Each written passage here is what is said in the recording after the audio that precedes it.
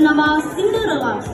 Setelah ibunya meninggal dunia, ayah Cinderella menikah lagi dengan seorang janda yang bernama Nyonya Pasi.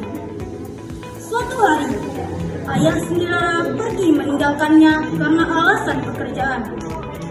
Ibu tiri dan kedua saudari tirinya tidak suka melihat Cinderella.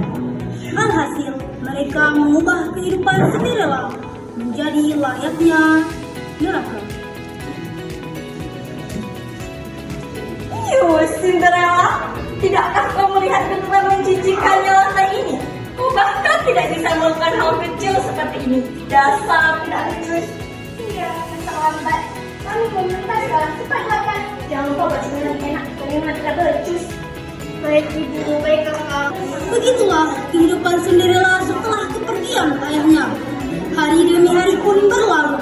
Pada akhirnya, Cinderella telah terbiasa dengan perlakuan semena-mena dari ibu dan saudari tirinya. Suatu hari, ketika Cinderella sedang berbelanja di pasar, ia mendengar berita dari beberapa utusan prajurit tentang pesta dansa kerajaan.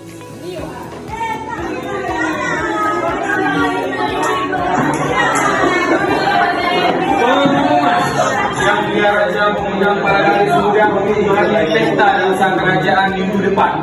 Raja harap akan ada salah satu dari kalian yang menjadi permaisuri Pangeran Frederick. Sekian. Setelah berbelanja, Cinderella pulang untuk memberitahu ibu dan saudari tirinya tentang berita pesta yang disampaikan utusan kerajaan. Mendengar berita tersebut, kedua saudari tiri Cinderella sangat bahagia. Mereka bahkan bersorak riang soal itulah kebahagiaan yang selama ini mereka tunggu.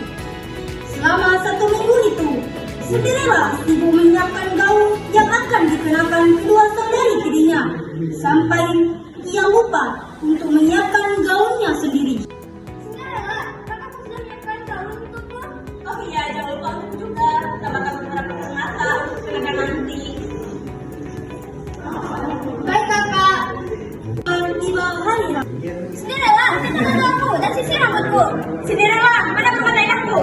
Cinderella, mana tiara kami? Begitulah keadaan Cinderella saat ini.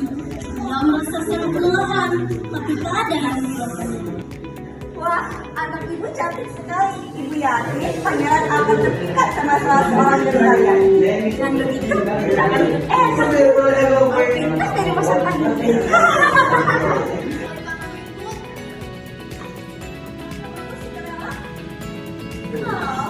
Ikut pesta dansa kerajaan dengan pakaian itu jangan.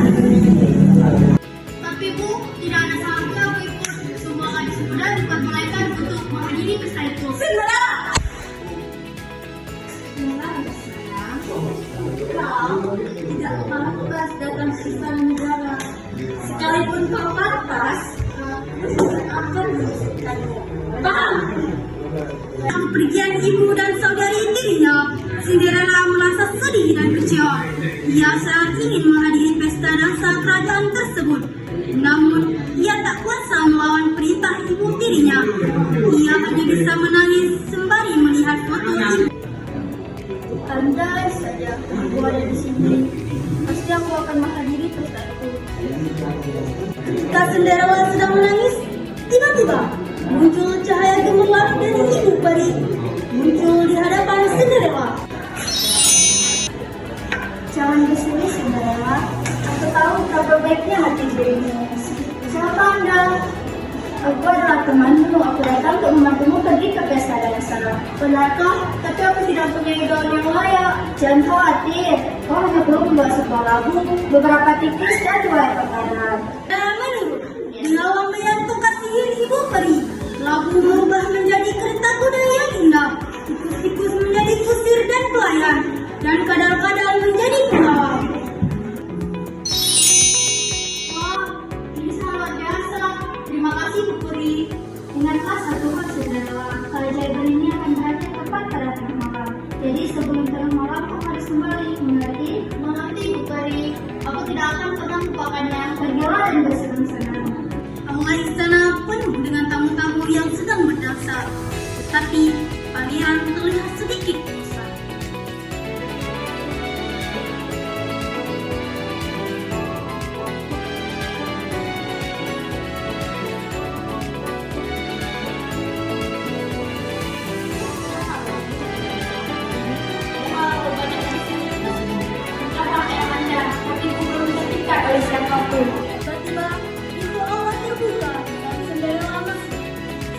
mereka tertuju padanya. Cita-citanya mengukau seluruh ruangan, termasuk pangeran. Apa gadis itu? Aku belum pernah melihatnya sebelumnya. Pangeran menghampiri Cinderella dan mengulurkan tangannya.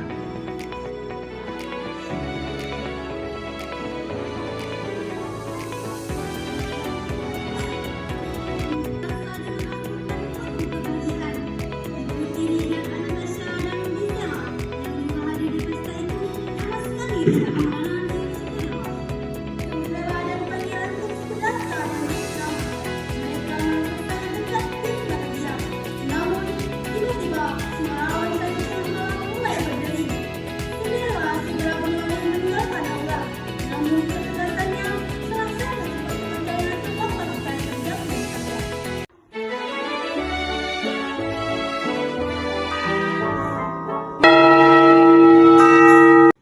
Tunggu, jangan pergi. Siapa namamu? Aku akan menemukanmu. Siapa kau? Sepatu ini akan menjadi petunjuk bagiku. Keesokan harinya, Cinderella kembali berpakaian suit dan mengerjakan pekerjaan rumah. Ibu tiri dan kedua anaknya menceritakan tentang pesta dansa dengan heboh. Satu persatu kakak tiri Cinderella mencoba sepatu kaca tersebut. Tetapi sayang, tidak ada yang muat. Ketika Cinderella mencoba sepatu tersebut, sepatunya sangat pas dengannya. Ibu tiri Cinderella dan Anastasia diserang tercengang dengan penuh penyesalan. Pangeran dan Cinderella menikah dan hidup bahagia selamanya.